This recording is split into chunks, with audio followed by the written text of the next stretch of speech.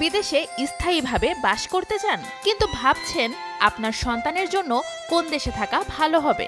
জেনে নিন আপনার সন্তানের জন্য বেছে নিতে পারেন যে 5 দেশ।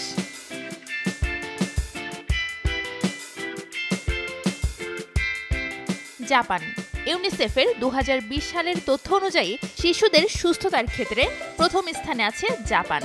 দেশটির শিশু মৃত্যুহার সবচেয়ে কম।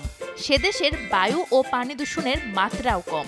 আছে নবায়ন, এমনকি ট্রাফিক দুর্ঘটনা কিংবা খুনের ঘটনাও খুব কম ঘটে এখানে।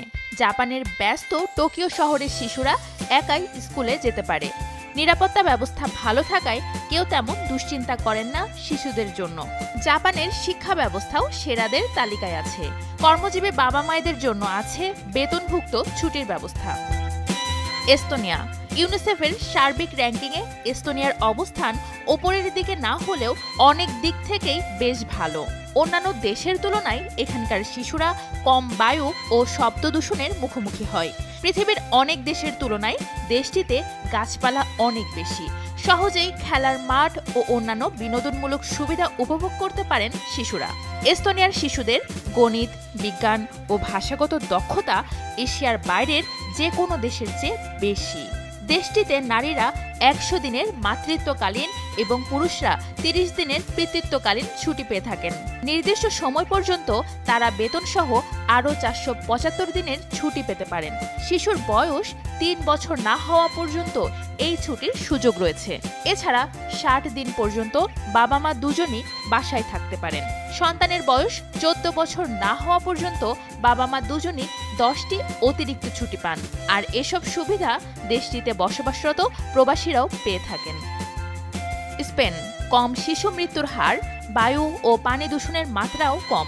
এসব কারণেই স্পেনে শিশুদের অসুস্থতার হার কম। এসব বিবেচনায় ইউনিসেফের র্যাঙ্কিংয়ে সর্বোচ্চ অবস্থানে আছে স্পেন। শিশুদের মানসিক স্বাস্থ্যের দিক বিবেচনায় দেশটি তৃতীয় এবং মৌলিক সাক্ষরতা ও সামাজিক দক্ষতায় 4র্থ স্থানে রয়েছে। দেশটিতে প্যারেন্টাল লিভ বা মা বাবার ছুটির ব্যবস্থা আছে। এমনকি ফ্রিল্যান্সার হলেও শতভাগ বেতনসহ 16 সপ্তাহ ছুটি পান বাবা মা। প্রত্যেক মা 3 বছরের অবৈতনিক ছুটি নিতে পারেন বা তারা তাদের কর্মঘণ্টা কমিয়ে আনতে পারেন। তবে দেশটিতে পর্যাপ্ত দিবাযত্ন কেন্দ্র নেই। ফিনল্যান্ড। শিশু সুস্বাস্থ্য নিশ্চিতে ভালো পরিবেশের জন্য প্রথম স্থানে রয়েছে ফিনল্যান্ড, কিন্তু স্কুল ট্রাফিক ও গাছপালার সংখ্যার বিবেচনায় দেশটি আছে 2য় স্থানে। শিশুদের একাডেমিক এবং গণিতের দক্ষতার ক্ষেত্রে ফিনল্যান্ড শীর্ষস্থানীয় দেশগুলোর একটি। 5 থেকে 14 বছর বয়সী শিশুদের মৃত্যুর হার সবচেয়ে কম। দেশটিতে 8 সপ্তাহের মাতৃত্বকালীন ছুটি পেয়ে থাকেন মায়েরা। এছাড়া মা ও বাবা একসাথে 14 মাসের বেতনভুক্ত ছুটি পান। এছাড়া শিশুর বয়স 3 বছর না হওয়া পর্যন্ত অতিরিক্ত ছুটি কাটানোর ব্যাপারে আবেদন করা যেতে পারে। এই সুবিধাটি শুধুমাত্র ফিনল্যান্ডের বৈধ বাসিন্দারা পাবেন, যারা ফিনল্যান্ড বা যে কোনো নর্ডিক, ইইউ বা ইইভুক্ত দেশে সন্তান জন্ম দিয়েছেন এবং শিশুর জন্মের কমপক্ষে 180 দিন আগে যারা স্বাস্থ্য বীমা করেছেন তারা পাবেন। নেদারল্যান্ডস। শিশুর সুস্থতার জন্য ইউনিসেফের তালিকার শীর্ষে রয়েছে নেদারল্যান্ডস। শিশুদের মানসিক স্বাস্থ্যে প্রথম এবং তাদের দক্ষতা বিকাশে 3য় অবস্থানে রয়েছে দেশটি।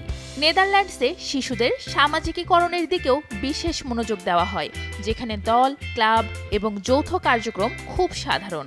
দেশটিতে একজন মা একটি সন্তান লালন পালনের জন্য কমপক্ষে 16 সপ্তাহের বাধ্যতামূলক মাতৃত্বকালীন ছুটি পান এবং একজন বাবা পিতৃত্বকালীন ছুটি পান 6 সপ্তাহ পর্যন্ত। শিশুর বয়স 8 বছর না হওয়া পর্যন্ত বিনা বেতনে ছুটি নেওয়া যায়। তবে এই সুবিধাটি যারা নেদারল্যান্ডসে থাকেন এবং বৈধভাবে চাকরি করেন শুধুমাত্র তারাই পান।